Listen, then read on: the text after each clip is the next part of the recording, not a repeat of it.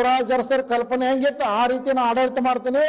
ನನಗೆ ಒಮ್ಮೆ ದೇವರು ನನಗೆ ಅವಕಾಶ ಮಾಡಿಕೊಟ್ರೆ ಒಮ್ಮೆ ಎಮ್.ಎಲ್.ಎ ಆದ್ರೆ ಈ ರಾಜ್ಯದ ಮುಖ್ಯಮಂತ್ರಿ ಆಕೆ ನನಗೆ ಆ ಕಲ್ಪನೆ ಇದೆ ನನಗೆ. ಆದರೆ ದೇವರು ನನಗೆ ಕ್ಷೇತ್ರ ಜನ ಅವಕಾಶ ಮಾಡಿಕೊಡ್ಬೇಕು ಅಷ್ಟೇ ವಿಚಾರಗಳಿದಾವೆ. ನಾನು ಒಂದು ಸಮಾಜವಾದ ಚಿಂತನೆ ಇರುವಂಥ ನಾಯಕ. ನಾನು ಯಾವುದೋ ಒಂದು ಅಧಿಕಾರಕ್ಕೋಸ್ಕರ ಏನಲ್ಲ, 20 ವರ್ಷ ಆತ ನಾನು ರಾಜಕೀಯ ಜೀವನ, ಇವತ್ತವರೆಗೂ ನಾನು ಒಂದು ಗ್ರಾಮ ಪಂಚಾಯತಿ ಸದಸ್ಯನಾಗಿಲ್ಲ. ಆದರೂ ಕೂಡ ನಾನು ಸಾರ್ವಜನಿಕ ಜೀವನದಲ್ಲಿ ಜೀವಂತ ಇದ್ದೇನೆ ಅಂದ್ರೆ ಏನೋ ನಮ್ಮಲ್ಲಿ ಒಂದು ಪ್ರಾಮಾಣಿಕತೆ ಐತೆ. ನಾನು ದೊಡ್ಡ ನನ್ನ ಕುಟುಂಬದಿಂದ ನಾನು ಬಾಗಲಕೋಟೆಗೆ ಬರ್ಬೇಕಾದ್ರೆ ನಾನು ಊಟ ಬಟ್ಟೆ ಮೇಲೆ ಬಂದಂಥ ಚರಂತಿ ಮಠದಲ್ಲಿ ಬಂದು ನಾನು ವಿದ್ಯಾಭ್ಯಾಸ ಮುಗಿಸ್ಕ್ಯಾರೆ ಇವತ್ತು ಸಾರ್ವಜನಿಕ ಜೀವನ ಮಾಡಿ ನನ್ನ ಕುಟುಂಬದಲ್ಲಿ ಕೂಡ ನಾನು ಮನೆ ಬಿಟ್ಟು ಬಂದಂಥ ವ್ಯಕ್ತಿ. ನನ್ನ ಕುಟುಂಬದಿಂದ ಇನ್ನು ಬೇರೆ ಆಯ್ತು ನಾನು. ಆದರೆ ಕಾಂಗ್ರೆಸ್ ಪಕ್ಷದ ಶಂಕುಸ್ಥಾಪನೆ ಬಗ್ಗೆ ಹೇಳ್ಬೇಕಾಗತ್ತೆ. ನಾವು ಕಾಂಗ್ರೆಸ್ ಸರ್ಕಾರ ಶಂಕುಸ್ಥಾಪನೆ ಮಾಡಿದ್ದು, ಆದರೆ ಇದನ್ನು ಅಡಿಗೆಲ್ಲ ಆಗ್ಬೇಕಲ್ಲ ಇದು.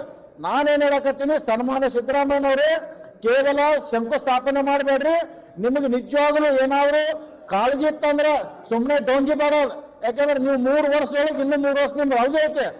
ನೀವು 3 ವರ್ಷದೊಳಗೆ ಏನಾದರೂ ಇದನ್ನ ನೀವೇನು ಶಂಕುಸ್ಥಾಪನೆ ಮಾಡ್ರಿ, ನೀವೇ ಉದ್ಘಾಟನೆ ಮಾಡ್ಬೇಕು. ನಾನು ಅದನ್ನ ನಿಮಗೆ ಅಭಿನಂದನೆ ಸಲ್ಲಿಸ್ತೀನಿ. ನಾನು ಈ